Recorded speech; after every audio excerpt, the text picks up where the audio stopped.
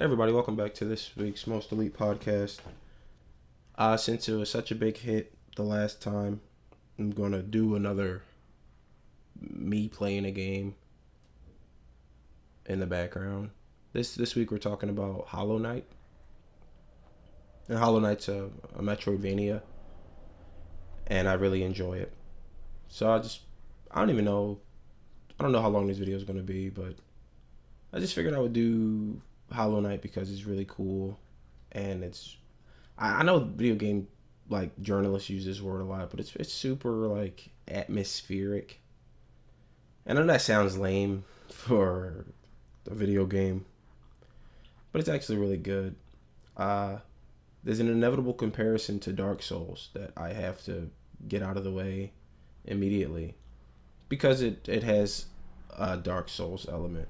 Whereas if you die, all of your soul gets cracked, so to speak, and you can only use half of your energy. You have an energy meter. It'll be on the screen in the gameplay. It's a little face. It's a mask with two dark eyes hollowed out, and you use the energy for spells to heal yourself and things like that. If you die, the mask cracks, and you only have half the energy available to you. Now you could play the rest of the game with that cracked mask if you want it, but where you died, there's a black soul floating. Just go and get it, and you'll get your energy back. I don't think it takes your money. I think it does just take your energy. Then again, I haven't played in a while, so it might take your money as well. And that's how it's Dark Souls related. Nothing else is Dark Souls related. Like, you don't use money to level up or anything like that. To level up your weapon, there's actually a huge quest in the game that you have to undertake, and it spans like the length of the entire game. And that's to level up your sword or nail. You use a rusty nail to fight, and you don't level up your armor at all. There are things in the game called charms that you equip, which change that change your overall character. There's a certain amount you can equip. You can't equip that many at once. I think the maximum is 4, depending on how much space you have available. The space, I forgot how you level up. I haven't played it in a long time, but in the video that you're seeing, I'm just doing the tutorial. Like, I started completely over, and yeah, Hollow Knight. What is it? It's a Metroidvania game, and I guess I have to talk about what Metroidvania games are. I know a lot of people don't even like that terminology, but it's become a thing since the 90s. A Metroidvania game is an open world game where you interact with the map based on what power-ups you have at the time. Like, a Metroidvania game routinely will like put you, like, you'll go somewhere in the beginning of the game and there's a ledge you can't reach, and that lets you know that there's either a high jump or a double jump or like a wall jump that you need in order to reach it. So you go to a different area of the game, find that thing, and come back. That's pretty much what Metroidvania games are. They're games where you progress based solely on what you have in your inventory at the time. So, like, if you want to get somewhere or do something, you have to go somewhere else, kill a boss. Traditionally, I know lately they've gone away from that, where like not bosses now don't even drop anything. Items are just found in the world, and you just go and you get items. I don't know, man. Like in Hollow Knight, the charms they can be obtained a couple of ways: from bosses, which is pretty cool, and from shops. I think there's like 3 shops in the game. There's a little cricket grasshopper looking dude, and he sells you charms for your sword.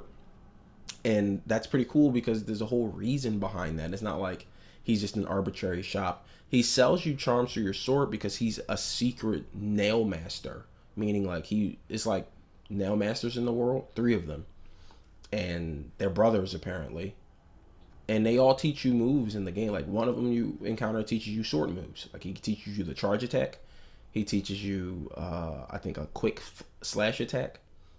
And later you meet his brother, who's like, "Oh, you've met my brother. That guy's a dunce. And he teaches you like some other moves, and it's really cool. And at the end of that huge Swordmaster quest, which also spans the entirety of the game, the nail master's like, "Oh, you met all the sword masters. Well, I'm the nail master, and now here's this charm I never would have given you had you not did this huge quest."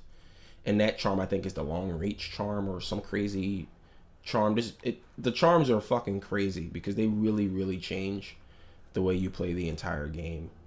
I think like there's a mantis charm, because you go to this like underground world, and it's ruled by mantis people, like praying mantis people with masks, and they fuck your shit up. They're very strong, but if you make it to the bottom of the praying mantis world, you fight the chantry, like the mantis hierarchy, the kings and his servants. And if you beat, it's a big ass boss battle, and it beat me many times before I beat it. If you beat it, they give you a mantis charm, and they acknowledge your strength, because apparently the mantis people are like, they live for the fight, and if anybody can fight, then they're cool with you. So if they give you a mantis charm, which makes your attack as long as a mantis scythe, and all of the mantis enemies in that area, and it's a mantis area, so it's nothing but mantis enemies, all of them, when they see you, they bow to you, and they no longer fight you, which is fucking awesome. It makes going through that area a lot easier, because those mantis dudes are something serious, man. They really can mess your day up. It really sucks. But I'm sorry, I got off track. A Metroidvania, big open world, a map. You explore the map. Sometimes there's rewards for 100% of the map. You 100% a map by getting all the items available to you that allow you to like fly or double jump or charge jump.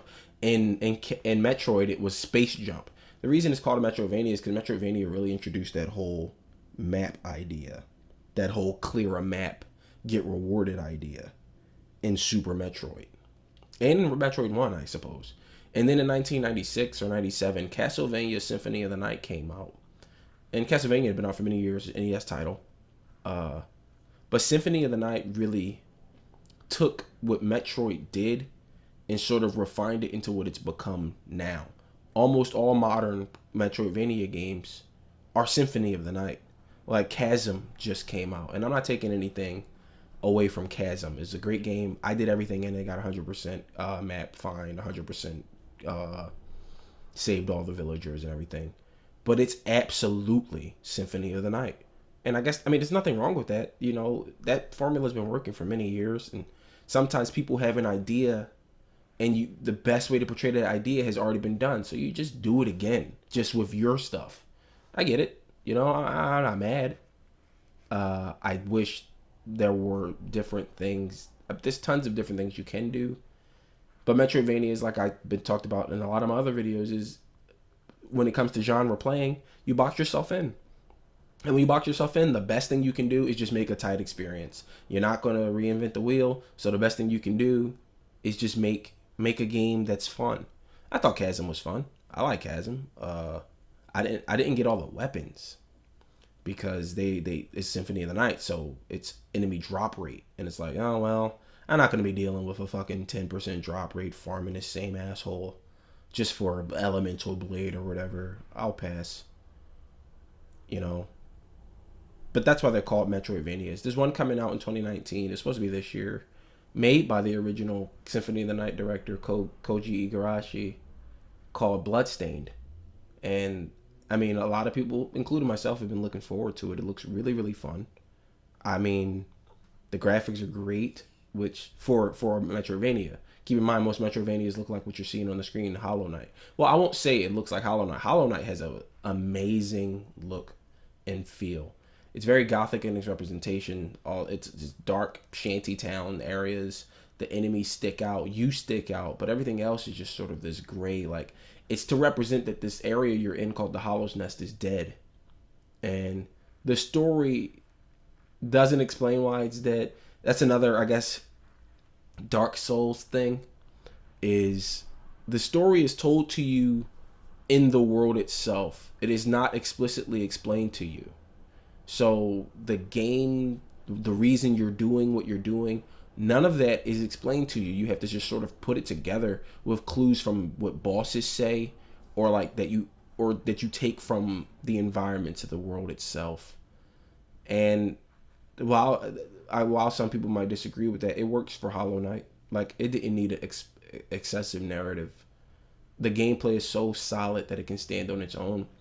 But basically, the story of Hollow Knight, since I've done everything in it, the story of Hollow Knight is there is a black egg, and this black egg holds like evil, like and that evil threatened to overrun the land. I think maybe it did before, and it was sealed, but now the evil is seeping out because it wasn't fully sealed. So this black egg has all this evil in it, and it'll overrun the land and kill everyone. So a knight, the Hollow Knight, went there to seal it off. And I guess to seal it off, you had to be free of desire and free of impurities like emotion. You had to be essentially hollow. You had to have no soul. In order for the evil not to affect you, you could not be like reasoned with or bargained with in any way. You had to be hollow. So the original Hollow Knight went out there like, yeah, I'll take care of it. Fuck it, am I right?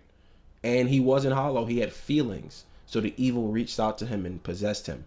And in his last vestige of goodness, he sealed the evil in himself and sealed the black egg off, halting the spread of evil but not stopping it. So many years later, the hollow, whatever, just like the will of the world is sending out these Hollow Knights to stop this evil. Because it's like, oh, we're in trouble. Get these guys out there, fix that fucking refrigerator, it's on the fritz. So this Hollow Knight, I don't know how many it has sent out. I know it sent out the original. I know it sent out another one after the original that isn't you because you fight him. But they keep getting corrupted. I guess they're not hollow enough. And depending on what you do in this game, you can get multiple endings. One where you aren't hollow enough. One where you and Hornet die. Hornet is a Hollow Knight like you, but she has a conscience and she's a person. So she's unfit to seal it off. So Hornet can die. And speaking of Hornet, there's a new update for this game coming out called the God's Nest or whatever. And you can finally play as Hornet. And that's something I've been wanting to do because she's really cool. And she fights with a sewing needle. Like you fight with a nail, but she fights with a sewing needle. It's fucking awesome. This is very secret world of Arietti, like how big are these characters? I don't know. Regardless, it's really fucking awesome that you can play as her because her attack patterns is cool. She has these cool, like, since it's sewing needle, she has a thread, and the thread creates like a shield around her. That's annoying when you fight her. I don't know. I just really like Hollow Knight. I mean, I don't really have an extensive breakdown planned for it. As everybody who listens to this knows, I don't write anything for this. I just sort of talk about what I like and dislike. And I like Hollow Knight. I don't have a guest this week. Maybe next time. Or maybe later today. Today can be any day because since I didn't date this video, no one knows when I'm recording this. I could have recorded this years ago and you'll never know. How's that feel? Feel out of the loop? I know I would. But back to Hollow Knight. So Hollow Knight so far, that's the story. You go out there to cleanse this evil. And whatever you do in the game will decide if you do that or not. I mean, I've never gotten any ending but the good one. So I honestly don't even know the other endings. I don't know what happens if you fail. Maybe something terrible. I don't care. I got the best ending. That's all that really matters to me. Something about Metroidvania games compels me to do everything. Like recently I played Guacamelee 2 and I got the best ending. To get the best ending in Guacamelee 2 was one of the single most painful experiences of my life. Because it is very, very hard to do. Or maybe I just suck and it was just hard for me. But yeah. I'll do a whole, maybe I'll record myself doing what I'm talking about and just post it like this is the hard shit I was talking about. Because that's the problem with being okay at something. Because if I just do it, it won't look hard. But I assure you, it's fucking hard. Ah, man. Maybe I should put some Guacamelee in this. Whatever. Hollow Knight, it's fucking amazing. I didn't write anything for it. I mean, I just love it. I love the artwork. I love the sound design. A lot of the areas are really, really quiet. It's like an introspective game. And I guess it has to be because the main character, you never speak a word. You're not a person. You're hollow. You just have this cool little bone mask. And fuck. You're a soul thing inhabiting this mask. Attempting to thwart evil or be tainted by it. And the bosses are really fucking difficult, much like Dark Souls. The bosses are, some of them are insanely hard. And the cool thing about the bosses is after you beat some of them, you can fight them again. You can fight like advanced versions of them with different attack patterns and more health. And they are a pain in the ass. The one who gave me the most trouble was a wizard boss. There's this wizard boss, I forgot his name, but when you beat him and you have to fight him again, bruh. I fought that guy for like 3 hours. And yeah, he was a pain in the ass. Well, he's the advanced boss that gave me the most trouble. Him, and you have to fight another Hollow Knight called the Broken Kin. And his advanced version, boy oh boy, fucking bodied me so many times. And I mean, I would show it to you guys, but that would require playing up to that point, and then it's just a lot of production, and I don't have the time. Maybe look that up. Look up the Broken Kin boss fight, like the advanced Broken Kin boss fight. It's fucking seriously hard. But if you look it up, it'll probably be some guy just clearing it, so it won't look hard. That's the problem with like showing stuff that you're good at. But I strongly recommend anybody go buy Hollow Knight. Like just go buy it. It's not. I don't think it's expensive. It's finally getting a PS4 release date. It's a PC game right now. I have another PC. That's what I'm playing it on. But it's getting a Switch, I think, and a PS4 release, and it's getting a physical disc. So I'm just gonna go buy the disc. Even already bought it for the PC. I'm gonna buy the disc because yeah, I like to have cases, and I want to see Hollow Knight case on my shelf of games, because Hollow Knight's cool and I really like it a lot. Another game that I did like a lot like that was another Knight game, actually, Shovel Knight, and that shit's awesome too. Not really a Metroidvania. I'll probably do a video on it, but Shovel Knight's another Knight game that I really, really enjoy, and I really like everything about it. This game, Hollow Knight's so good. Like, the music, damn it, everything. Everything about it. The enemies especially, they bring the world to life, because some of them are, like, covered in growths and fucking darkness seeping out of them. Other ones are not monsters. They're, like, they're conscious and sentient, and they talk to you. They're like, what the fuck are you even doing this for, dumbass? Like, do you even know why you're doing this? And they question you. And you come to find that you don't know why you're doing this. Like, why are you doing this? Even, like, see, I give you a breakdown of what you're doing, but, like, that's not told to you. That's what you glean from the world while playing. But you don't really have an objective. The game starts you jumping down into this town, and there's no rhyme or reason as to why. And the further you go, and the more you play, you only get more questions. You don't get any answers. All the NPCs seem to know something you don't. And that level of uncertainty and that level of not knowing normally would affect a character. But as I said, the Hollow Knight doesn't have any feelings. He's just doing because he has to. So it's really cool how, like, all the pleas of some of these NPCs fall on deaf ears because he doesn't care. He has an objective and he has to do it. Or she, or whatever. It's genderless. It's a black shadow thing. It's a knight. It doesn't matter. But it's awesome. The overmap is huge. There's like 80 fucking worlds to go to. Everything about Hollow Knight's amazing. Just go pick it up. I don't know. I really enjoy it. Maybe leave some comments in the section below if you've played it, how far you've gotten, or your favorite part about it. Mine is definitely the sound design and how free it feels. I remember after beating it, I just felt like empty, like for a few days, because there's no game like it. And it's funny to say that because there's many games like it, Dark Souls, Castlevania, whatever, but there's no game like Hollow Knight. And that is amazing to say, because every game is just a carbon copy of another game. But this game is so unique that I feel like there's nothing like it anywhere. And it made me really sad to think that I was done with it when I beat it. Then they released the DLC, the evil troop, like a carnival comes to this town. That fucking boss is incredible. It's insane. He's insanely hard. And they're releasing some new DLC, as I said earlier, called God's Nest. I think it was called Gods and Glory, but they had to change the name because that's a game that's already out or something.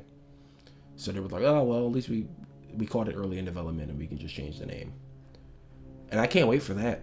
You can play as fucking Hornet. There's new bosses. There's new charms. I'm getting them. I'm getting all of them. So that's going to be really fun. Hopefully the PS4 releases with all of the DLC intact. I'll just start over from the beginning. I don't give a fuck. I'm getting it all again. But yeah, go play Hollow Knight. Like this video and share it or whatever. Comment. Don't forget to comment. Anyway, thank you for stopping in. I'll see you probably next week. And I say probably not because it might not be next week. It'll definitely be next week, but it might be earlier. Because I got to get a guest. Because people seem to like the guest ones, and people seem to like the video ones. I don't see any correlation, but a lot of people tell me they do. You know, I'm just going to, I got to get a guest. I don't care who it is. Maybe that one person. All right, well, anyway. Thanks for watching Hollow Knight. Go play it. You just go download it. I think Steam has it. Or just get the go to hollowknight.com, and I think that you can buy it there. I'm pretty sure. Anyway, see you next week.